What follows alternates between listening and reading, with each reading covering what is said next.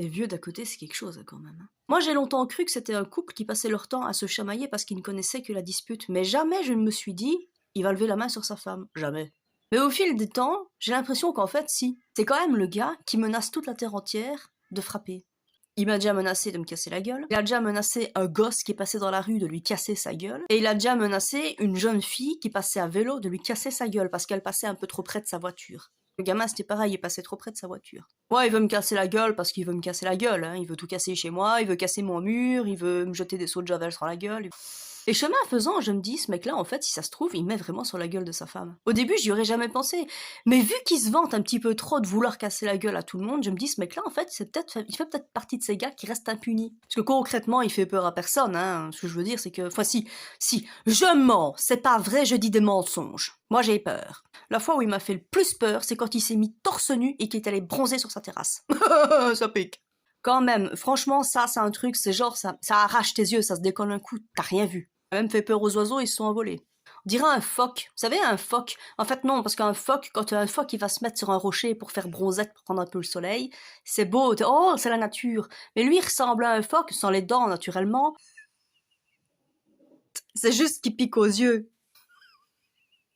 Je les entends, c'est tous les jours, ils se disputent, c'est un truc de malade. Mais attention, hein, ils se valent bien l'un comme l'autre, hein, il n'y en a pas un qui est une victime.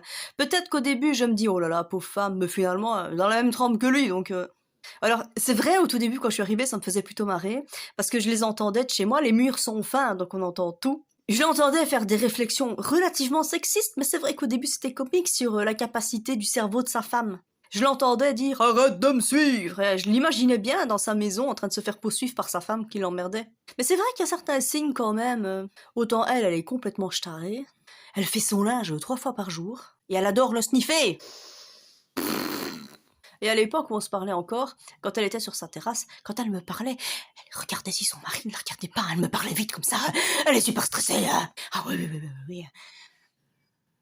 En gros. On pourrait dire qu'en somme, c'est un genre de complicité qu'ils ont, mais c'est un peu malsain quand même, parce qu'ils ne se connaissent que dans le conflit. C'est pour ça que leur occupation favorite a été de m'emmerder. Ils aiment bien le conflit.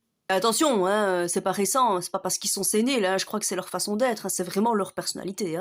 La pauvre vieille dame qui avait cette maison avant moi, elle en a dégusté avec eux aussi. Hein. En fait, le principe, il est simple. Hein. Tant que le mari de la dame était toujours avec elle, il n'y avait pas de problème. Mais à partir du moment où son mari, malheureusement, l'a quittée, ils l'ont fait chier. C'était une vieille dame seule. Donc forcément, ils se sont mis à deux et lui ont fait de sa vie un cauchemar. Mais c'est permis! Alors moi, je débarque, femme seule.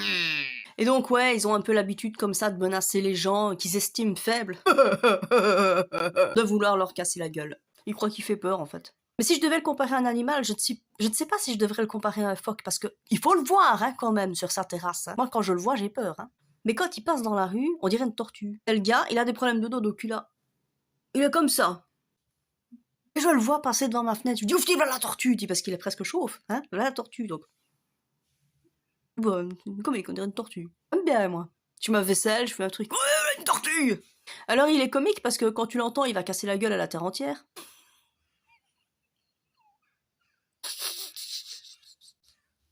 Mais il sait rien faire lui-même. Hein. Maintenant, on va me dire, il est handicapé.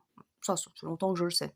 Mais il est pas handicapé pour te casser ta gueule. Hein. C'est quand même le gars, il a pas besoin d'une béquille pour se déplacer, mais un jour, magique. Il fait venir quelqu'un pour tailler son figuier, ok? Parce qu'apparemment, il ne sait pas le faire. Il me dit à moi comment je dois faire pour tailler le mien, mais lui, sait pas faire le sien. C'est un concept. Et donc, le gars va pour tailler le figuier. Et le vieux est en train de lui donner ses directives. Mais v'là-t-il pas qui se déplace en béquille? Et quelle comédie, toi! J'étais pliée à ma fenêtre, j'en pouvais plus. Pauvre petite chose fragile. Je me rappellerai toujours de cette phrase délectable. T'as de la chance d'être une femme, toi, sinon tu serais déjà à l'hôpital. Voilà, réflexion faisant, je me dis en fait ils font pas que se disputer. Je pense qu'à une époque quand même il a dû foutre des trempes à sa femme, c'est pas possible, on peut pas être comme ça spontanément. Et sa femme toujours. Mais attention hein, quand même, cette femme elle a du mérite. Hein. C'est une femme extraordinaire. Hein. Elle fait le ménage, elle fait la lessive, elle fait la bouffe, elle fait le jardin, elle fait tout. Et lui, un morse. Autant sur son transat que sur le divan. Donc sa femme quand même elle a du mérite. Complètement tarée, mais elle a du mérite. Je l'ai quand même vu prendre des poussières sur sa terrasse. Hein. Truc de fou, quoi. Enfin, je suis en train de laver mes carreaux, et voilà pas que je la vois, elle est en train de prendre des poussières sur sa terrasse. Je dis, ça va pas là ou quoi ça va. Elle aime bien te frotter, elle adore récurer. Mais lui, il aime bien les femmes qui récurent, hein. Il me l'a déjà dit, hein. Va nettoyer, toi. Oui, c'est une personne absolument charmante et absolument pas misogyne. J'adore. Même s'il m'a demandé un jour, si vous deviez identifier votre ex un animal, qu'est-ce que ce serait? Mais quand je pense à mon voisin, je ne sais pas. Une tortue ou un phoque? Peut-être un morse.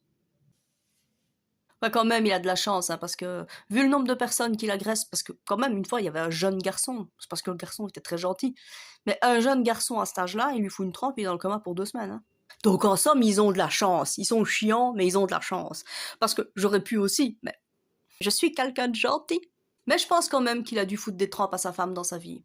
Il a quand même menacé de venir tuer mes animaux. Et quand tu les écoutes, on n'a jamais rien dit, hein. Pas de chance, c'est enregistré.